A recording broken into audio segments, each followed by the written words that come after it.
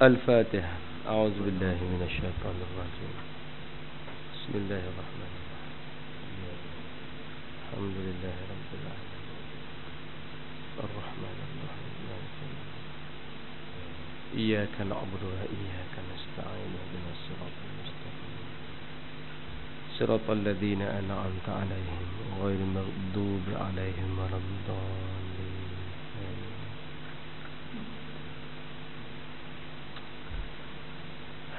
أعوذ بالله السميع العليم من الشيطان الرجيم. بسم الله الرحمن الرحيم. السلام عليكم ورحمة الله وبركاته. الحمد لله الذي هدانا لهذا وما كنا لنهتدي لولا أن هدانا الله. نصلي ونسلم على رسولنا الكريم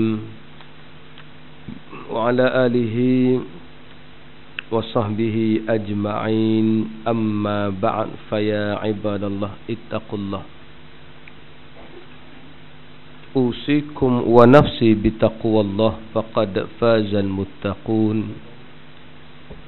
رب اشرح لي صدري ويسر لي أمري واحلل عقدة من لساني يفقهوا قولي.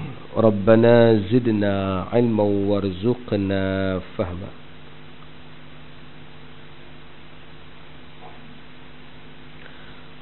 وقال الله تعالى في كتابه العزيز وأن هذا صراطي مستقيما فاتبعوه ولا تتبعوا السبل فتفرق بكم عن سبيله ذلكم وصاكم به لعلكم تتقون. صدق الله العظيم. Pertamanya marilah kita memanjatkan syukur pada Allah Subhanahu wa taala. Tajuk pada kali ini saya nak bicara tentang tujuan. Apakah tujuan kita hidup di atas muka bumi ini? Sebab memang kita selalu diberitahu kita ada tujuan.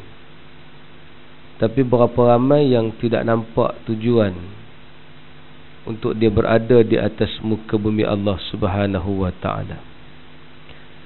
Tandanya ramai di kalangan kita yang akhir sekali melakukan perkara-perkara yang tidak masuk akal sebab dia hilang tujuan.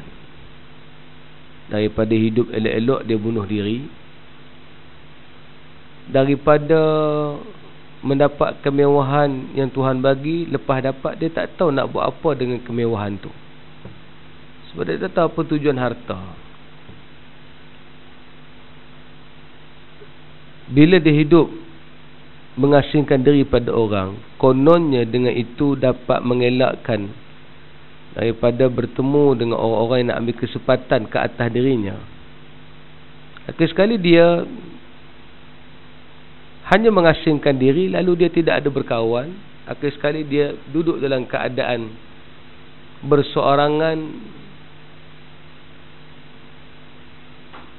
lalah mati macam tu, tak tahu. Sebab tu bila orang tanya,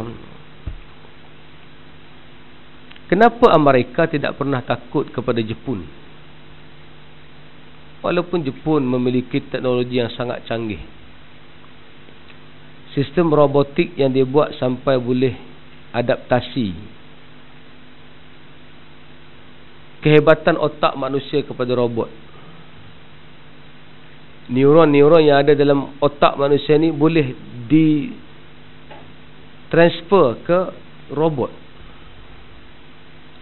Tapi Amerika tak pernah bimbang, walaupun mereka penguasai teknologi yang hebat. China penguasai ekonomi dunia. Kalau siapa nak berdagang, nak berhubung, maka rakan dagang yang terbaik adalah China. Bahkan hari ini banyak kilang dibuka di China.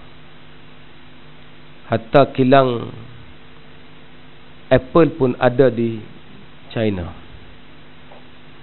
Tapi kenapa China tidak boleh ataupun tidak menjadi kegurunan kepada mereka.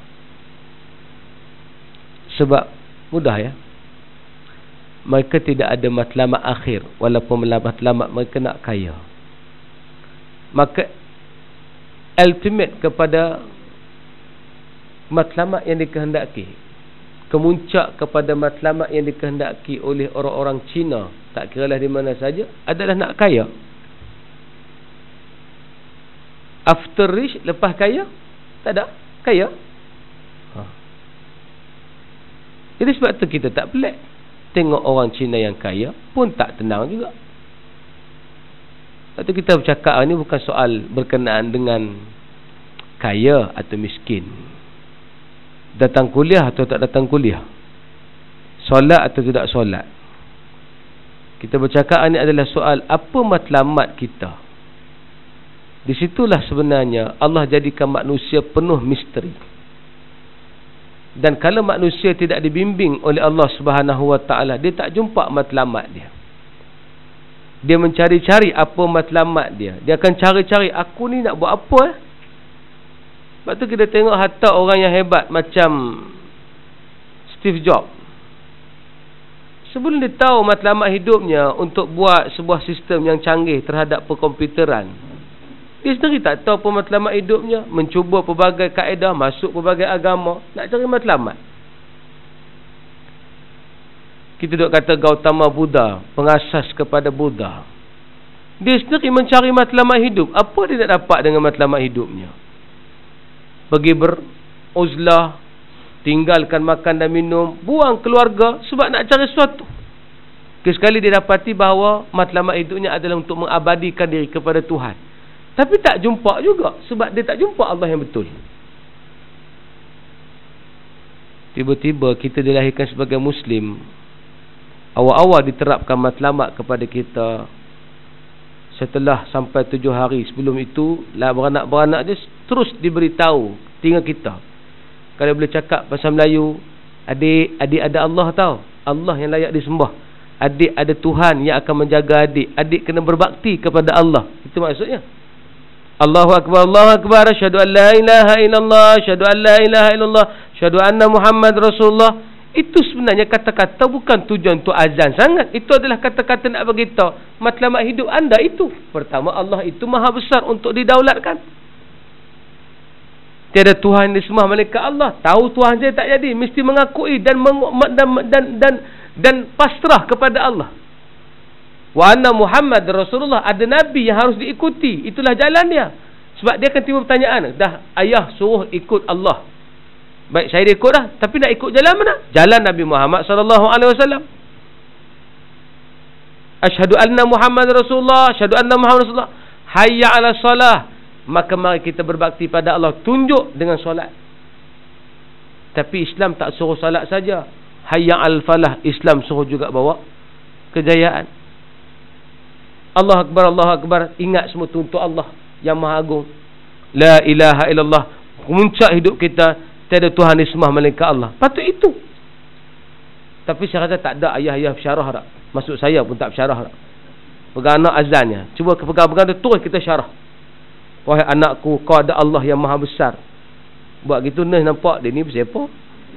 Budak kecil dia bersembang. Kan? Tapi cerita itulah sepatutnya orang faham. Beranak-beranak sebagai Muslim dah diterapkan matlamat hidup tu apa. Sebab tu harta adalah wasilah, matlamatnya adalah sumbangan. Kerja adalah wasilah, kerja ni wasilah. Tetapi apabila kita mendapat kewangan, membantu keluarga, itulah matlamatnya, menyebabkan keluar mereka daripada kesusahan. Tiba-tiba ada orang jadi kerja sebagai matlamat. Mai kerja sungguh-sungguh, matlamat. Kenapa? Matlamat aku memang bekerja. Pelik kerja ni wasilah. Sebab dengan bekerja, kita boleh hubung dengan orang lain. Dengan bekerja, menyebabkan kita akan cari customer-customer baru. Kalau tak customer pun, manusia yang akan kita kenali, yang kita akan connect dengan mereka. Kita akan jumpa dengan orang. Apa tujuan jumpa?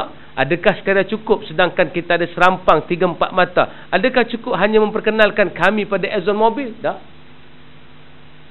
Sebab tu saya tak nampak kenapa orang tak mau jadi pendakwah. Saya pun tak nampak. Macam orang kata, kenapa di Malaysia orang memilih kemiskinan sedangkan kekayaan terbuka luas? Di Malaysia kekayaan bukannya orang kata apa? Kekayaan itu bukannya pilihan. Kekayaan itu memang boleh kaya. Kemiskinan itu pilihan.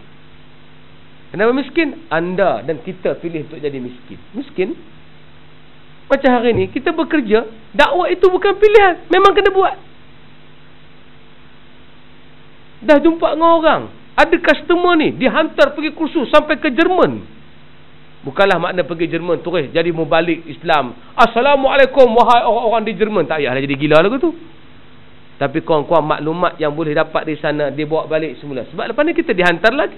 Jumpa satu orang ni, macam mana aku nak asal dengan dia, tanya dia tentang perkembangan Islam di sini, macam mana aku nak ni.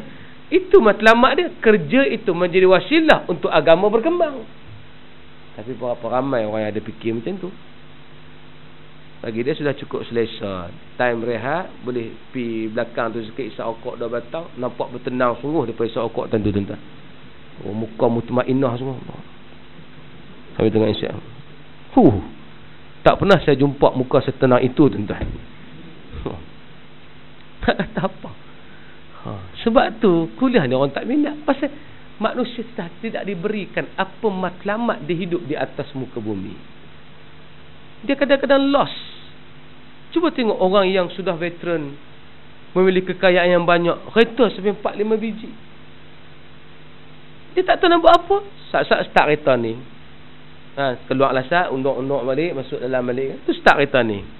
Lepas tu buatlah rumah bagi ada sikit tanah situ. Bak tanah tu esok sajalah nak cangkul-cangkul sikit, tanah rumput. Lepas tu tak syok tanam dalam pula. Dia hilang matlamat. Dia tak tahu nak buat apa. Di sini kita kena pasak balik apa matlamat kita. Sebab tu Qardawi sebut dalam bukunya, ni saya ambil petik-petik lah, Iman dan Kehidupan. Saya tak boleh baca semua sebab saya duduk fikir-fikir lama saya mengajak ni. Kalau saya baca kitab habis semua, satunya tuan-tuan tak faham kak.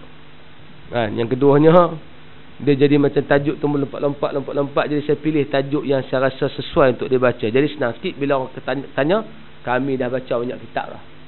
Iman dan Kehidupan kami baca, Sakaratul Maut kami baca. Tapi bukan baca semua, baca sikit-sikit ya. Jadilah tu kan.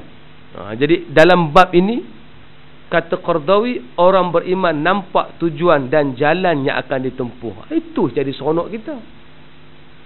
Kita dengar agama ni, terus kita nampak matlamat. Saya ni mula nampak matlamat masa saya tingkatan 6, baru nampak matlamat nak ke mana. Masa tu ustaz duk cerita kena ngapai hadis. Ngapai hadis tapi tak tahu apa tujuan ngapai hadis tu. Faham aku? Baca tafsir, kertilah tafsir. Tapi bila fikir nak guna ke mana, tak nampak. Ngaji nahwu saraf, balaghah, ma'ani, badi'. Punya banyak ilmu. Tapi tak fikir nak guna ke mana. Cuma nampak satu matlamat nak bagi lulus periksa. Tu ya. Masuk tingkatan 6, bertemu dengan beberapa orang yang memahami perjuangan, memahami tujuan hidup. Di antaranya saya bertemu dengan Dr. Sufian. Dia doktor bahagian bahasa Inggeris. Lagilah dia ngaji di Amerika. Dan sekarang pun dia masih menjadi pensyarah di UKM. Dia sebut satu benda yang menyebabkan saya wow, hak ni rupanya yang aku tak dapat selama ni. Ayat dia simple ya. Hidup kita bukan hanya untuk makan, minum dan dapat pekerjaan. Hidup kita bukan jadi ustaz, tu salah. Kalau awak ngaji agama, hidup awak kalau jadi ustaz, tu salah. Tapi hidup awak, semoga apa yang Nabi bawa, awak bawa balik. Yang Nabi suruh sampaikan, kita sampai balik. Dan akhir sekali, jalan kita nampak. Kita sedang berada di atas jalan Rasulullah SAW. Bila kita buat semua benda lain untuk macam Nabi SAW, benda tu lain.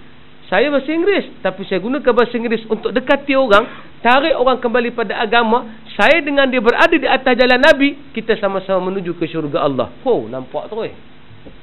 Baru rasa penting yang ngaji bahasa Arab dulu. Baru rasa hadis aku ngaji tu nak kena keluar balik. Baru rasa tafsir aku belajar itu boleh guna balik.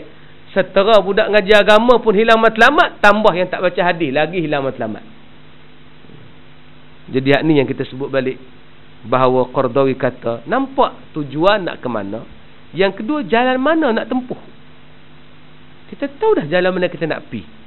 Tapi kalau kita tahu jalan mana kita nak pergi, kita pilih juga jalan lain, tu terpulang. Kata orang putih, up to you. Dia bahasa tu kan, serah pada awak. Sebab awak tak mau ikut jalan tu, nak buat macam mana? Tapi hari ni kita bimbang bukan pasal tu, pasal orang tak tahu jalan mana. Tentang boleh akses orang, sembang dengan orang, boleh nampak, dia nampak tak jalan yang kita bawa ni. Kalau kita sembang dengan orang, dia asyik bercakap pasal, wah, aku, I ni dah kerja sini dah ada kat 10 tahun tau. Dulu I punya gaji tu ada dalam 2,000, tapi sekarang bila tengok-tengok balik, oh ada dalam 15,000. Dia tengok betul banyak gaji I naik dulu. Sambil rokok di tangan. Dia rokok tangan tu trademark orang kaya dah. Tapi you tahu lah, bila kita sekarang ni tengok apa yang jadi, ya, cara dia sembang tu, sat sentuh bak ni, sat sentuh bak ni, sat sentuh bak ni, kita tahu dia sedang lost. Dia pun tak tahu dia nak ke mana. Dia bersembang apa yang dia nampak, dan dia tak tahu ending dia apa. Bila kita kata tentang soal agama, dia pun bercakap pasal agama. Oh yalah, mau ni pun I pergi umrah tau. Pergi ramai orang tu maksud nampak tak tuan?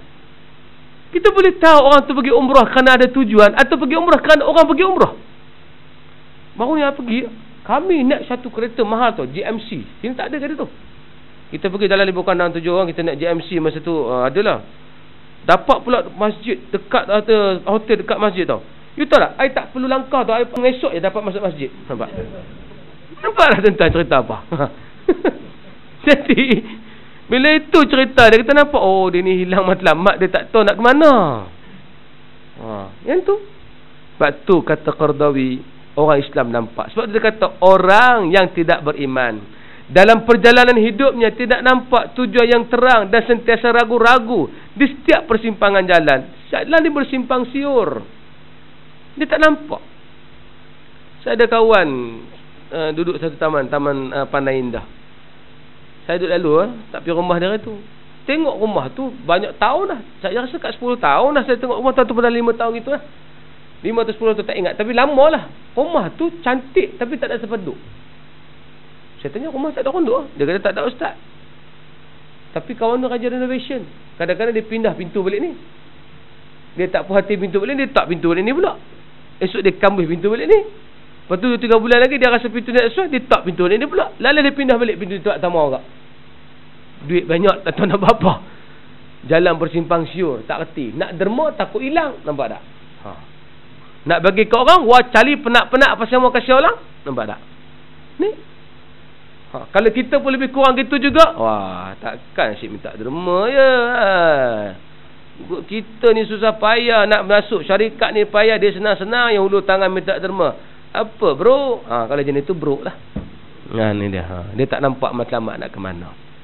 Sebab tu kita kata bahawa fungsi dia ada. Semua benda ada fungsi tuan-tuan. Kita sebut selalu kan, fungsi manusia jadi khalifah, pembimbing. Kalau manusia tidak berfungsi itu, dia akan jadi haiwan. Tuan-tuan, saya tengoklah satu filem baru ni, Lucy tengok filem tu, Lucy. Di Pawagam. Tanda tuan-tuan tak ada matlamat hidup. Sebab tu tak tengok filem-filem gitu kan. Memang tengok wayang apa, ustaz tengok wayang. Orang tak ada matlamat tengok wayang, dia pergi tengok habis syok. Saya ada matlamat. Setiap filem tu kita nak tengok sebab filem ni membayangkan cara hidup. Dia buat imaginasi, dia buat gini-gini. Walaupun filem tu cerita merapu, tapi dia ada cerita fakta. Fakta tu menarik. Dia kata manusia ni, dia gunakan otaknya hanya 10%. Kita otak kita 100% nak tak explore pun, kita hanya guna 10%-nya. Itu yang orang guna kira maksimum 10%. Kalau hak tak guna langsung, betul orang kata otak paling mahal otak orang Melayu. Otak Jepun tak mahal pasal dah guna habis dah. Otak Melayu mahal pasal tak guna langsung. Nampak tak? Jadi manusia hanya guna 10% otak dia untuk dia berfikir, untuk dia buat. Itu terang 10% dia dah dapat lebih. Dalam kajian tu kata, dalam filem tu dia buat kajian. Tapi kajian tu benar, tak kena nak tipu kajian. Dia kata kalau manusia guna 15% hingga 20%, dia boleh hebat. Dia boleh sampai tahap buat benda yang dipanggil paranormal. Dia boleh interaksi dengan orang lain tanpa menggunakan telefon. Sebab dia kata, ini fakta. Ikan lumba-lumba menggunakan otaknya 20%. Ikan lumba-lumba ni guna otak 20%. Sebab tu ikan lumba-lumba dia ada satu signal. Dia bagi satu signal kepada rakan dia. Maknanya dia bila cakap tu, dia maknanya dia bercakap tu. Dan itu adalah merupakan signal yang manusia kalau nak buat gitu, dia kena guna telefon bimbit. Tapi kalau manusia boleh upgrade otak dia sampai 20%, dia boleh berhubung. Ini dipanggil apa? Telepati ke apa? Batu dulu orang-orang dulu, zaman-zaman dulu ada. Macam mana seorang wali ni boleh berinteraksi dengan wali di sana? Tetap tak percaya? Tak percaya sudah. Jadi makna nak beritahu pada kita yang ni, ceritanya adalah merupakan bila sebut pasal berkenaan dengan aspek otak, banding kita dengan ikan lumba-lumba, teruk lagi kita pada ikan lumba-lumba. Cuma Allah tak amanah ikan lumba-lumba jadi khalifah ya. Kalau ikan lumba jadi khalifah, teruk kita. Kena buat rumah di sungai tu.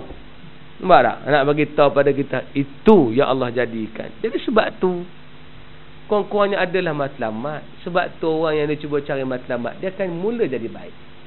Walaupun asal dia tak baik.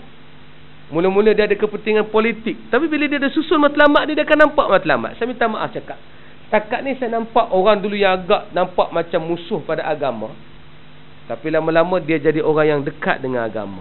Sebab dia ada matlamat. Khairi Jamaluddin, minta maaf cakap lah, saya tidak mana-mana parti ya. Saya tidak mana-mana parti. Saya bersama dengan Islam lah. Itu dia. Tapi nak cerita kenapa Khairi? Kenapa Ustaz sebut Khairi? Dulu kita tengok cara dia uruskan politik, rasa macam dia ni tak lepi lah, nampak macam tak ada matlamat. Tapi bila dia cakap baru-baru ni dengan menggunakan nada fitrah, sebab tu kita senang ya. Kita tengok orang tu cakap, apa dia cakap. Kalau dia cakap itu nampak, wow, ni something ni different lah. Dia ada matlamat lah. Dia kata pertama, dia sebut pasal soal berkenaan dengan siapa bekerja dengan saya tak kira dia nak terlibat dengan mana-mana parti. Dia suka dengan DAP lah, tak ada masalah. Yang penting dia ada capability untuk bekerja dengan saya tak paksa mereka untuk ikut parti saya. Nampaklah matlamat. Matlamat dia tak kira siapa yang baik, walaupun dia mana-mana parti, boleh kerja dengan aku. Ni tak, kita beza. Hang bodoh pun tak apa jadi parti aku. Tu tak betul. Nampak tak? Ni yang kedua ni, dia buat desakan pada MAS supaya izinkan mana-mana pramugari yang nak tutup aurat, bagilah mereka tutup aurat. Kan nampak sikit tu jalan. Walaupun dia tak sebutlah semua kena tutup aurat, wajib mughalazah tutup aurat semua. Dia tak sebutlah lagu tu. Dia sebut kalau mana-mana orang nak tutup aurat. Nampak, wow, budak ni ada matlamat lah. Seronoklah tengok orang macam ni. Kan? Lepas tu bila bercakap tentang soal sukan, dia jaga semua sukan. Bila Rashid Siddiq nak letak jawatan sebab tak puas hati dengan pemain Malaysia, puas hak malas tu, habis kalah, tak dapat main demi lewa kan. Sampai Rashid Siddiq nak letak jawatan, tak, kerana BM tak mau dengar cakap dia, maka dipujuk. Datang Khairi Jamaluddin pujuk, tak yalah, ini untuk negara, kita ada matlamat, naikkan sukan untuk negara. Abang orang yang paling layak untuk bangunkan negara. Bila negara Malaysia naik, orang nampak kehebatan kita, dengan sekaligus nampak kehebatan Islam. Tu nampak tak tuan-tuan? Ini cara orang ada matlamat. Tapi kalau orang tak ada matlamat, dia akan bercakap gini, kita nak tutup Facebook. Tu tak ada matlamat. Pening kepala aku. Sebab banyak sangat fitnah dalam Facebook loh. Orang ni dia tak faham tu apa dia cakap, tu bahaya tu. Sebab tu tuan-tuan, kalau nak cakap jangan tutup penyataan akhbar kalau tuan-tuan tak faham. Bahaya tuan-tuan. Sebab tu kalau ada matlamat, kita kena respect dia. Macam Tan Sri Khalid ada matlamat. Matlamat dia nak jaga Selangor supaya menjadi negara contoh. Dia telah buktikan awal penggal pemerintahannya dia kumpul 3 bilion. Walaupun orang komen dia tak dengar cakap, orang komen dia macam-macam, orang fitnah dengan pelbagai fitnah. Tiba-tiba hari kemarin dia telah pergi jumpa Sultan nak lepaskan jawatan kerana setelah selesai kes daripada parti-parti yang nak melantik siapa-siapa, dia nak letak jawatan. Mana nak jumpa satu orang yang sedang pegang kemuncak kenikmatan dalam negeri untuk lepas jawatan. Tak jumpa. Tiba-tiba dengan penuh happy, wartawan tanya, adakah Tan Sri seronok? Saya cukup happy dapat lepas jawatan ni. Kalau dilantik semula, no, tak mau dah. Ada matlamat. Sebab matlamatnya bukan nak tahu duit. Dia dah ada duit, dia dah kaya. Matlamatnya nak membangunkan. Jadi orang nampak, wow, orang ni ada matlamat. Orang gini, kita boleh bercakap, bersembang, kongsi idea, dan kita boleh minta dia guide kita nak pergi ke mana. Sama-samalah dia guide kita dari segi keduniaan, kita guide dari segi agama. InsyaAllah dia berjalan dengan baik. Sebab tu kita kata, saya sebut bukan kes, saya sebut adalah nak tunjuk contoh-contoh orang-orang yang ni. Kes-kes politik ni tuan pikat sendirilah. Bila Sultan minta 2 nama, dia pernah bagi 1 nama, tuan pikat sendiri. Tuan baca hari lah Malaysia kini kan. Tuan baca harakah tak? Tuan baca roket. Jadi maknanya hak mana satulah yang tuan baca tu, terserah pada fikiran tuan. Cuma nak cerita hari ni adalah soal berkenaan dengan kita kena tengok orang yang ada matlamat. Ini penting. Bila orang tu ada matlamat, kita boleh rasa. Tambah-tambah orang itu seorang ulama yang kita tengok pemikiran dia, dia bawa kita dengan matlamat. Saya tidak ada apa penting nak ajak kita semua kembali pada Allah. Di atas jalan Allah, peraturan Allah dan benda-benda yang sudah Allah tetapkan pada kita. Dan Allah bagi 4 benda pada kita. Allah bagi kewajipan, buatlah. Allah suruh kita tinggalkan yang haram, tinggallah. Allah telah memberikan sempadan kepada sesuatu, jangan langgar sempadan. Yang keempat ni paling banyak, Allah bagi pilihan untuk kita buat apa, buatlah. Tapi jaga keempat-empat ni, marilah bersama dengan saya. Tak mau lagi kalau ulama kata gitu. Cuma mungkin dia lemah sikit, tak boleh bahasa Inggeris tu lah. Tak mesti cakap orang putih. Kan kalau cakap orang putih salah, nampak macam bodoh sangat kan. Bila kita kata I drive a car but my car is bread cannot eat, kita kata gitu kan. Oi, nampak bodohnya macam ni dia kan. Nampak bodoh tu tapi nak cerita pada kita bahawa bahasa itu boleh diperbaiki, tak ada masalah kan. Benda-benda teknikal boleh diperbaiki. Orang tu tak kata teknikal kita boleh hajar. Yang kita bimbang teknikal pandai tapi matlamat tak ada, tu rugi. Yang ni kalaulah orang itu tidak ada matlamat, dia pun tak tahu dia nak ke mana. Baik. Dalam jiwa selalu timbul pertentangan dan perbezaan yang sukar baginya untuk memilih antara mempertahankan diri dan golongan, kepentingan bersama dan masyarakat, keadilan dan kebenaran. Ini cukup takut. Antara, bila orang tu tak ada matlamat dengan Allah, yang paling spesifik lah kita kata, dia tak boleh memilih. Bila bertemu pertentangan di antara mempertahankan diri dan golongan. Nak tahan diri atau nak jaga masyarakat. Dia akan pilih pertahan diri, pasal dirinya lebih penting. Tapi untuk orang yang ada matlamat Allah, tak apalah. Aku di pinggir tepi tak ada masalah. Yang penting masyarakat, orang lain akan dapat manfaat. Nampak? Pakai contoh. Kita ada satu tanah. Simple lah contoh dia. Tiba-tiba datanglah orang kampung kata, ni Tuan Haji, tengok tanah tu lama dah terbiak. Ni kami dah buat tahfiz ni. Kami bukan nak minta wakaf sangat, nak beli sikit. Oh, saya pun dah buat tahfiz juga. Saya pun ada nak buat tahfiz. Saya pun dah fikir lama nak buat tahfiz. Tak mau jual tanah tersebut sebab duk rasa peribadi lebih penting daripada bagi ke orang. Dia sebut nak buat tahfiz tu ayat dia saja. Sebab dah jawab pada orang agama. Kalau esok datang orang lain kata tanah ni elok buat surau, oh saya pun nak buat surau juga. Tunggu sampai saya nak buat. Bila dia nak buat, lepas dia mampu pun tak lagi surau tu. Nampak tak? Orang tu lebih peribadi daripada masyarakat. Maknanya rosak tak ada orang wakaf baru kan. Okey. Nak tunjuk pada kita bahawa tu tanah banyak-banyak tapi tak berani nak bagi dalam bentuk wakaf sebab takut habis. Pasal apa? Peribadi lebih penting daripada bagi pada jemaah. Sebab bagi pada jemaah rasa macam tak ada benda boleh dapat ke aku. Sebab tu orang yang tak ada matlamat, dia tak boleh beza kepentingan peribadi dengan kepentingan golongan ataupun jemaah. Yang kedua, dia kata sukar bezakan antara mempertahankan diri dan golongan, kepentingan bersama dengan masyarakat. Tak boleh beza. Masyarakat tak boleh beza, kepentingan peribadi tak boleh beza. Di kampung selalu jadi benda ni. Di sini kurang lah. Di kampung dia biasa gini tau. Kita beli tanah. Bila beli tanah tak ada jalan. Tanah tu tengah tanah orang. Dan orang pun beli tanah juga. Kebetulan kalau nak buat jalan, kena lalu jalan satu orang.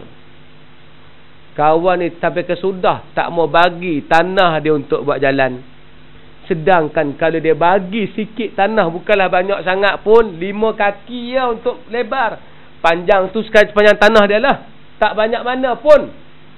berapa pahala dia dapat, amal jariah dia akibat daripada orang keluar masuk ke dalam tanah itu. Tapi sebab apa? Ni tanah aku usaha. Hampa nak masuk, cari jalan kot lain. Nampak? Ni ramai orang kampung buat. Grogi tuan-tuan. Nyawa makin pendek, makan makin tak sedap, gigi kuih tak ada. Tuan, tapi rugi. Saya tak tahu kok ada orang dia rasa dia makin muda, tak tahu. Saya jumpa tuan-tuan rasa makin tua. Itu uban tak apa dah, dia nampak uban dah. Ni maknanya nak cerita apa tuan-tuan? Nak cerita kita makin tua dan kita makin meninggalkan, kita bukan makin memiliki. Tuan, sebab tu kalau siapa nak pulun sungguh, inilah zaman dia. Pulun kereta bagi banyak sebab nanti nak belanjakan. Pulun menikah bagi banyak supaya anak ramai sedang nak buat kerja-kerja amal yang baik. Saya nak anak ramai tuan-tuan sebab saya ada matlamat. Saya anak saya 40 orang sekurang-kurangnya. Sekarang baru 9, lambat lagi tu. Lambat lagi baru 9. Jadi baru 8. Tahun ni baru 9. Ujung tahun ni baru 9. Lambat tuan-tuan. Kenapa usah nak anak ramai? Sebab bila anak ramai, kita boleh buat banyak benda tuan-tuan. Tapi ada orang kata, anak berapa? Seorang. Seorang tu tak jaga dah. Buah gila. Cuba tuan-tuan bayang kalau seorang kata anak dia buah, macam mana 8 orang? Orang ada nak 8 orang tahu, lompat-lompat ni, duduk tak diam. Tapi nak cerita satu bab ya, kalau ada matlamat 8 pun tak rasa apa. Tapi kalau tak ada matlamat 2 orang pun rasa beban dah. Itu kita boleh tengoklah matlamat ada ke tak ada. Baik. Dia kata gini, orang beriman dapat membebaskan diri dari semua kebimbangan-kebimbangan tadi. Dia pasti berlaku. Bila berlaku pertemuan di antara kepentingan peribadi dengan jemaah, pertemuan orang ramai, dia tahu dah aku kena utama kepentingan orang ramai. Walaupun aku kurang sikit, tapi tak apa, aku bagi tu, hilanglah perasaan gelisah aku. Aku tolong itu, aku akan tenang. Dia akan ada benda tu. Sebab tu orang beriman dapat membebaskan diri dari semua kebimbangan ini, iaitu dengan menuju keredaan Allah. Kalau itu maksud keredaan Allah, kita bersama dengan keredaan Allah. Dengan buat masjid itu dapat redha Allah. Dengan berdakwah itu mendapat redha Allah. Dengan datang kuliah itu dapat redha Allah. Dengan pergi buat program-program kebaikan itu dapat redha Allah. Dengan berjihad fi sabilillah, pergi ke Palestin, mendapat redha Allah. Buat. Nampak? Buat. Tapi kalau kita dah tak mampu sampai sana, hak duit ada kok ni pun banyak dah. Saya punya matlamat bila bercakap tentang soal sedekah. Ada orang, dia suka gini bila sedekah. Saya nak bagi sedekah, saya ada 10,000, saya nak bagi sedekah ni kepada 30 orang. Carilah 30 orang, kita akan bagi 10,000 saya ni. Dia pun cari 30 orang, bagilah. Dapat seorang budak 30,000, 30 orang bagi 10,000. Tuan-tuan makan tengah hari tak makan lagi berapa nak? Dapat apa? 400 orang. Dapatlah 400 orang untuk 30 orang. Seronok tak? Seronok, alhamdulillah. Aku dapat bagi. Tahun ni alhamdulillah saya telah keluarkan zakat saya pada 30 orang dan daripada dapatlah rasa seorang sikit. Ada matlamat tak? Tak ada. Dia punya aim dia sekadar nak keluarkan sedekah, orang tu terima, orang tu makan, habis. Tahun depan pula dia tunggu keluar sedekah. Tapi kalau orang tu ada matlamat, daripada aku duk bagi 30 orang 10,000 aku ni, lebih baik aku cari seorang yang boleh aku keluarkan zakat bagi padanya, dan aku bimbing dia untuk keluar daripada kemiskinan. Sebab kalau nanti dia dah berjaya dalam bidang dia, dia keluar pada kemiskinan, dia pula boleh keluar zakat. 2 zakat kami akan bertambah. Tapi kalau aku bagi pada 30 orang, sepanjang tahunlah 30 orang tu susah dan miskin, hanya menunggu 400 pada tiap-tiap tahun. Tak ada matlamat. Tapi kalau kita bagi, kita bukanlah bagi hak mana 10,000 tu kita bagi terus pada mangkuk ayun, memang dapat tak buat apa. Nampak? Ni kita tengok dia bisnes akan dah, niaga yak tebu setelah pagi tengah hari jaga nursery kan. Petang-petang tanam tebu. Dia memang kerja kuat sungguh. Kata dia ni ada talent. Dia kerja kuat tapi dia tak ada siapa nak tolong. Kita pun longgokkan duit tu kat dia. Abang, saya bagi duit ni 10,000 kat abang, duit zakat saya. Saya top up bisnes abang. Tahun depan tak cukup, saya top up lagi. Tapi dengan syarat abang kena buat perjanjian dengan saya supaya abang boleh keluar daripada kemiskinan. Abang sanggup? Kalau dia kata sanggup, ya kita tolong dia. Walaupun 7-8 tahun kita bagi dekat dia, hasil lebih lumayan. Kerana dia akan keluar daripada kemiskinan. Bila dia jadi tokeh dan dia ada duit, dia pula akan keluar zakat. maka matlamat kita sampai mengeluarkan orang daripada kemiskinan. Tapi jadi trend Malaysia dah. Memberi zakat itu untuk kekalkan orang dengan kemiskinan. Dah jadi trend di Malaysia. Memberi zakat itu untuk kekalkan orang dalam kemiskinan. Tak apalah kita bagi kerana ihsan tu lain. Tapi kalau kita nak bagi zakat benda yang wajib ini, kita kena cari orang begitu. Tahu dah kalau aku bagi pada dia ni, Islam akan berkembang. Kemajuan akan ada. Baik aku bagi kat dia. Aku bagi kawan tu memang dia susah. Tapi dia beli Marlboro, tak puas hati aku. Nampak? Ini cerita dia. Bukan marah kat rokok ni, tak marah tu. Cuma nak cerita. Jadi nak bagi tahu tu. Jadi ini benda bila sebut ada matlamat. Sampai terdapat zakat pun kita kena cari benda yang boleh mematlamatkan Islam. Sebab kalau nak kira pahala, semua benda boleh pahala.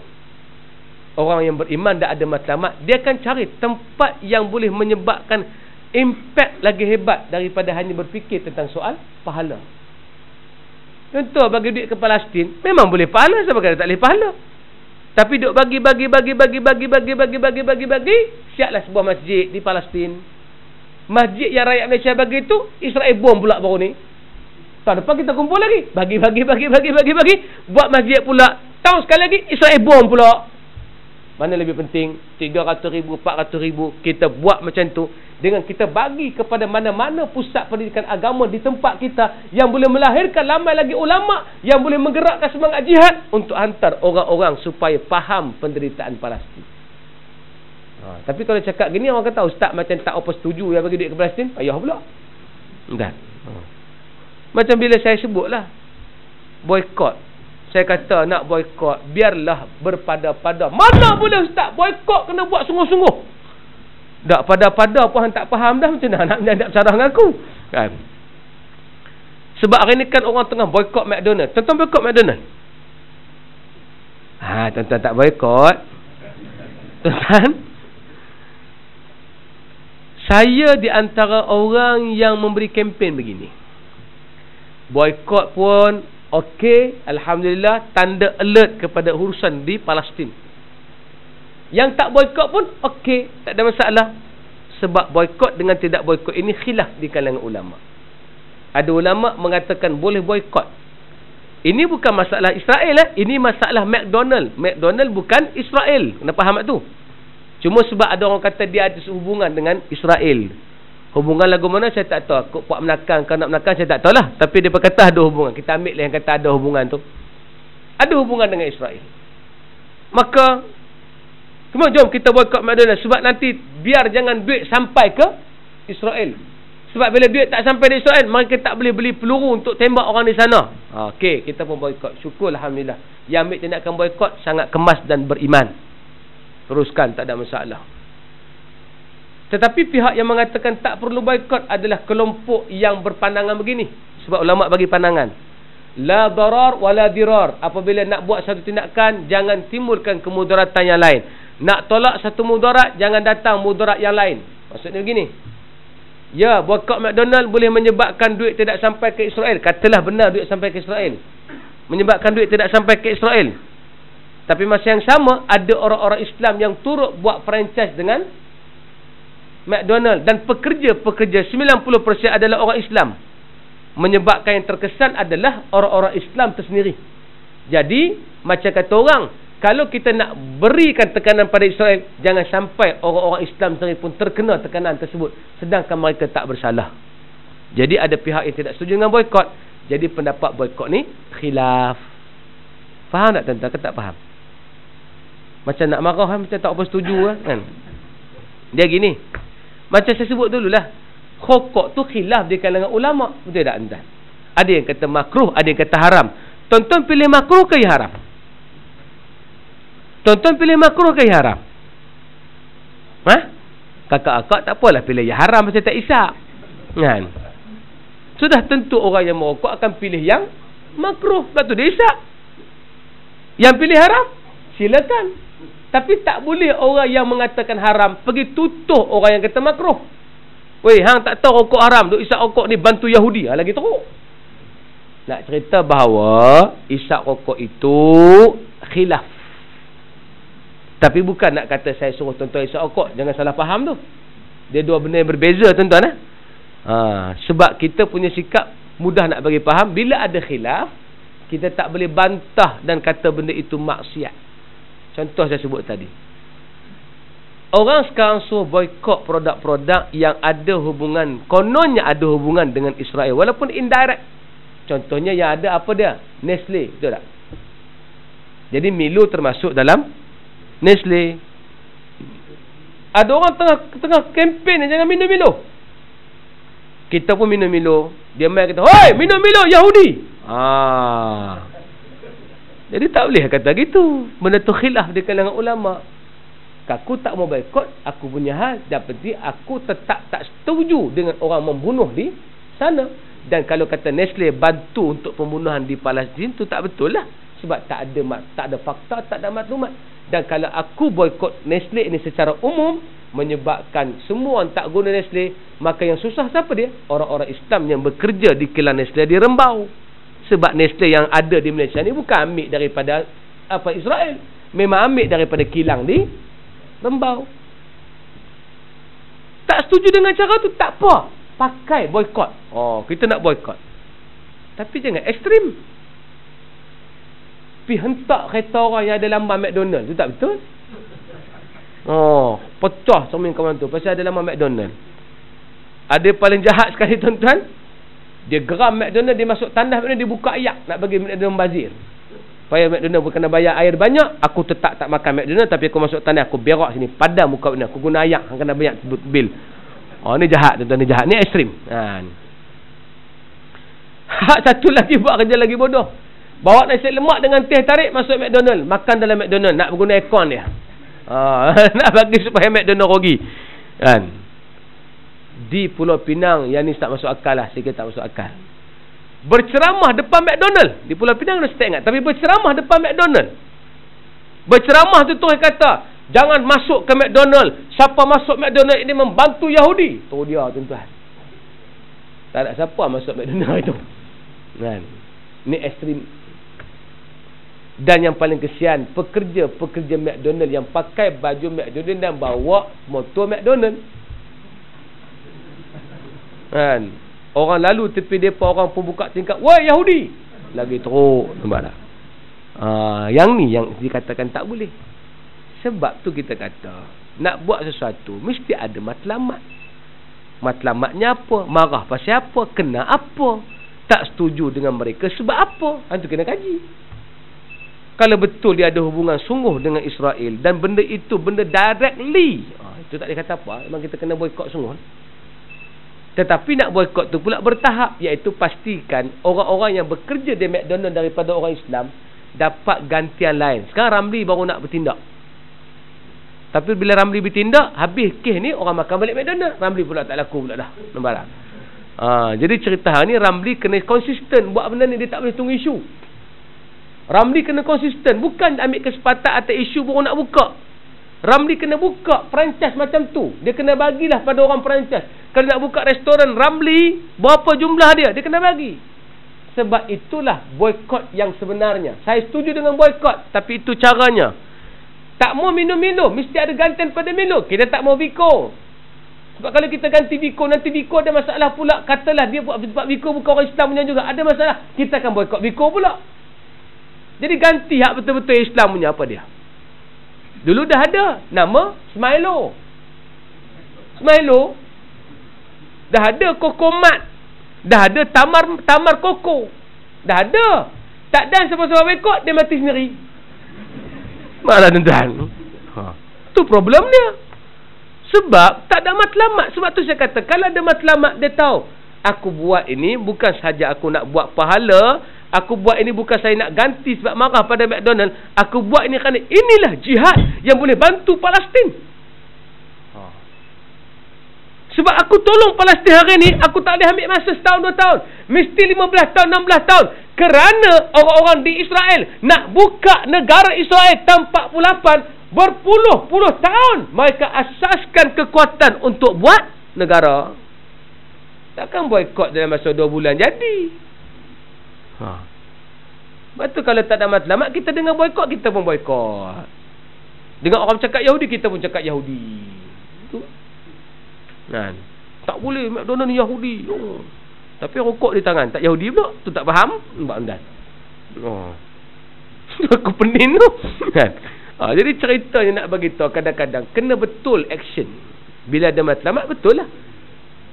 Tak apa, yang suka nak boykot silakan, tapi jangan ekstrim. Ekstrim gini. Nampak orang makan McDonald, kita hantam dia. Kawan tengah duduk nganga nak makan Big Mac. Oh Yahudi. Tenganga dia tak tutup mulut. Kan? Pasal dia tuduh Yahudi. Janganlah.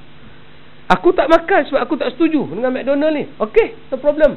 Tapi jangan kita buat apabila ada orang menggunakan produk tu, kita memutuskan silaturahim. Itu tak boleh. Kita menyakitkan hati orang Islam, kita tak boleh.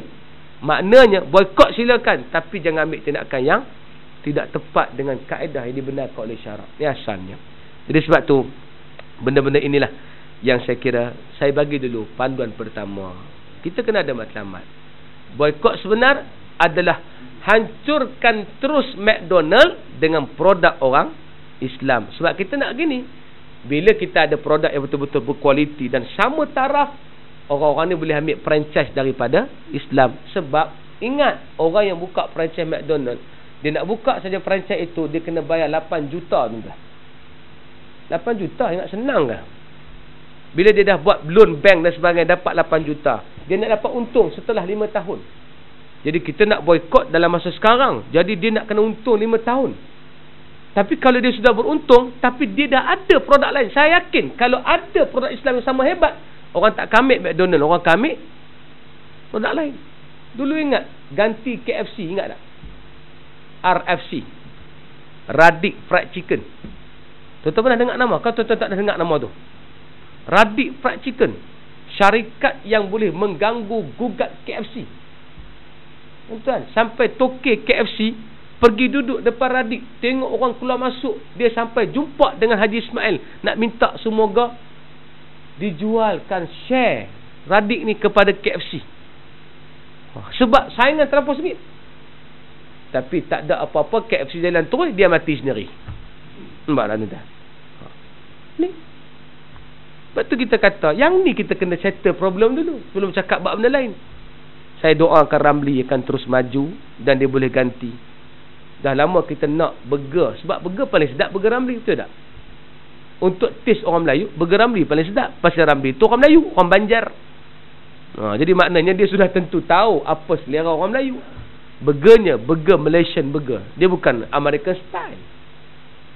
Yang ni kita nak, tuan-tuan. Di Arab Saudi ada McDonald, tapi orang tak masuk sebab ada gantian dia. Yang orang Arab suka makan di situ, tak suka makan McDonald. Jadi orang ada ganti untuk pergi kerja di tempat itu. Saya pergi baru ni dekat Maidan USJ. Maidan, tepi Maidan ada Giant. Maidan buka pasal dia untuk orang meniaga. Maka Giant tak laku sebab orang masuk Maidan.